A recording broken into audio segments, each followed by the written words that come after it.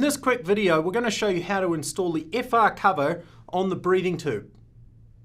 First, you want to make sure that the Velcro straps are undone on both ends. Then you can take one end of the breathing tube and simply thread the FR cover on.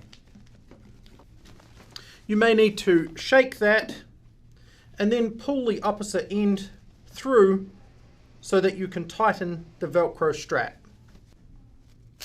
Once the end is through, you can then tighten that Velcro strap to ensure the FR cover stays in position. And then you can tighten the opposite end